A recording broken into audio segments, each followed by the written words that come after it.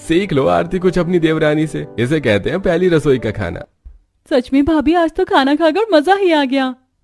घर वालों की बात सुनकर सुमन को काफी अच्छा लगता है और इसी तरह कुछ दिन बीत जाते हैं और घर के सारे काम खत्म करने के बाद सुमन पूरे दिन कमरे में बैठी बोर होती है, जिस वजह से वो अपने कमरे से बाहर निकलकर घर के बाहर एक सब्जी के पौधे के पास बैठ जाती है। शहर में तो बिल्कुल काम नहीं होता, यहाँ तो मैं 9 बजे तक सारा काम निपटा लेती हूँ, पर मुझे ये समझ नहीं आता मेरे प्यारे बैगन, कोई तुम्हारा ख्याल नहीं रखता, फिर भी तुम इतने अच्छे और चमकदार हो। सुमन पौधे से बात करते हुए अब उसे छूती है और तब उसे पता चलता है कि उसके ससुराल वालों ने घर में जितनी भी सब्जियों के गमले में पौधे रखे हैं वो सब नकली हैं। ये क्या, ये सब तो नकली हैं, पर देखने में कितने असली लग रहे थे। मुझे तो समझ ही नहीं आ रहा, जब इन लोगों को घर में हरियाली करने का शौक है और पेड़ पौधे रखने का शौक है, तो नकली के बदले ये लोग असली क्यों नहीं रखते। नकली सब्जियों के पौधे घर में लगा देख सुमन सोच में पड़ जाती है और रात को जब अमित घर आता है तो इस बारे में बात करती है। अमित जी, जब घर में सभी को पेड़ पौधे पसंद हैं, तो हम नकली क्यों लगा रखे हैं। सुमन, घर में ऐसा कोई नहीं जो पौधों का ख्याल रख सके, और ये सारे आर्टिफिशियल पौधे देखने में भी सुंदर लगते हैं और इनमें मेहनत भी नहीं करनी पड़ती। अगर मैं असली के पौधे लगा लूं और मैं उनका ख्याल रखूं तो किसी को कोई परेशानी तो नहीं होगी ना।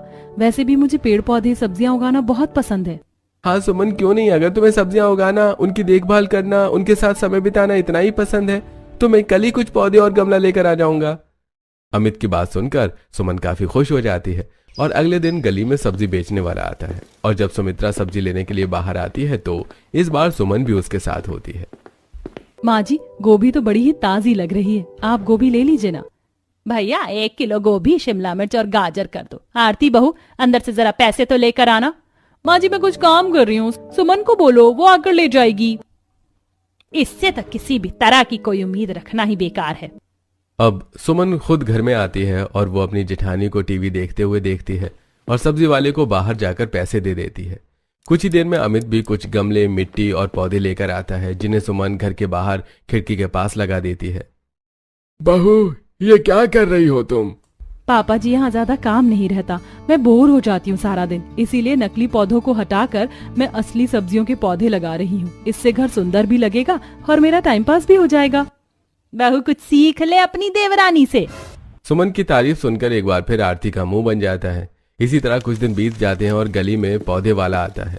सुमन जल्दी से बाहर जाती है और कुछ गमले सब्जियों के बीज और कुछ खाद लेती है।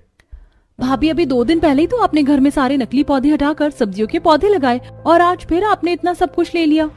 काजल, गांव में मैं सब्जियों की खेती करती थी, खाली समय में सब्जियों